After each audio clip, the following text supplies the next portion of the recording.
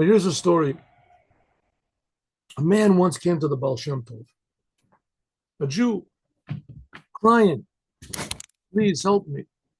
The Baron wants me to pay back rent. I owe the Baron a year's rent, and I can't pay. Times have been very, very difficult.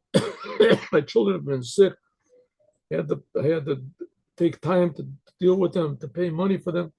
I haven't got any money. And the Baron said that if I don't pay him everything in 1 week, then he'll evict me and my family from the place where we're living, from the house, and we won't have a place to live. We'll be in the streets, and it's the middle of the winter.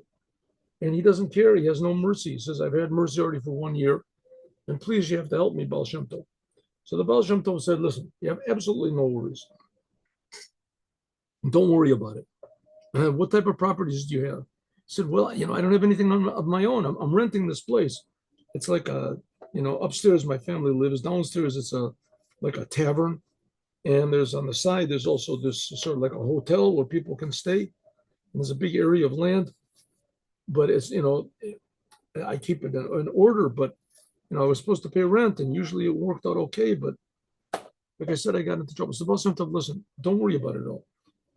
Baal Shem Tov wrote something on a piece of paper under the table. He wrote, put in an envelope, and said, take this envelope to the Baron. And he'll take this, give him the message, and you'll see. And everything will be okay. I'll fix the whole thing up. So he gets in the man takes but Baal Shem Tov says this one thing: don't look at it. Don't look at what I wrote. Just give it to him, closed like it is. Good.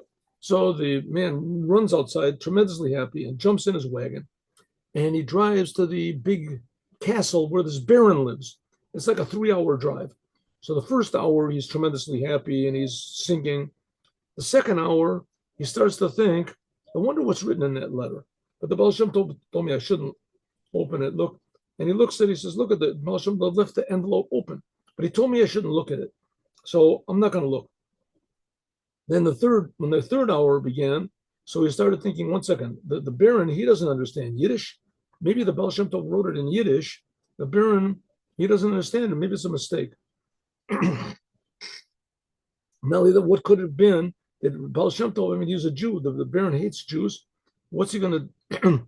The Baron hates everybody, but especially hates Jews. What can possibly be written on this letter? But no, the Baal Shem told me I shouldn't look at it.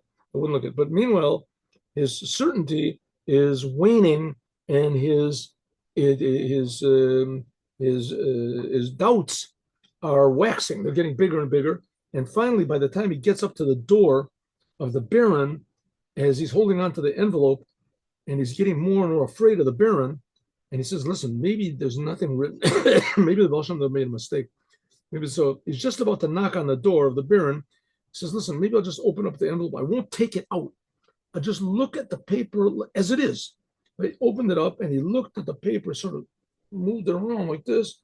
He said, wow, there's nothing written on this paper. Nothing. All of a sudden, the door opens up, and the Baron says, Jew, you came to pay me the money. And the Jew says, listen, he grabs a hold of the envelope, said, what is this? And he opens it up, and he looks and he sees, he looks at the paper, and he says, okay, I'll forget about the debt. I'll forget about the debt. You don't have to pay me anything. But next year, you better pay me. Okay, good. Goes back inside, and he slams the door. And the Jew thinks it's a big miracle. So he goes back to the Baal Shem Tov, a 3-hour drive, travels there like in 2.5 hours, he's finally happy. And he gets into the Baal Shem Tov, and the Baal Shem Tov, thank you, Baal Shem Tov, thank you very much. I'm so grateful to you, what you did. And the Baal Shem Tov said, no, what happened? What happened? He said, the Baron looked at it, and he just erased the whole debt. No more debt. And all the years of debt, I had no way of paying. And he erased the whole thing. It was a big miracle. The Baal Shem Tov said, you looked at the paper, right? You looked at the paper. So listen, I didn't really look at it. I just it opened up, and I just glanced and said, she said, what did you do? If you wouldn't have looked at the paper, the the Baron would have given you all of the land. He would have given it to you for free. You would have been the boss. It would have been your house. It would have been your tavern. In other words, a person has to have true and complete faith in the leader of the generation, like the Jewish people were supposed to have with Moses. And as soon as they didn't, this thing did not turn out in the optimum amount of good. Have a good day with Mashiach now.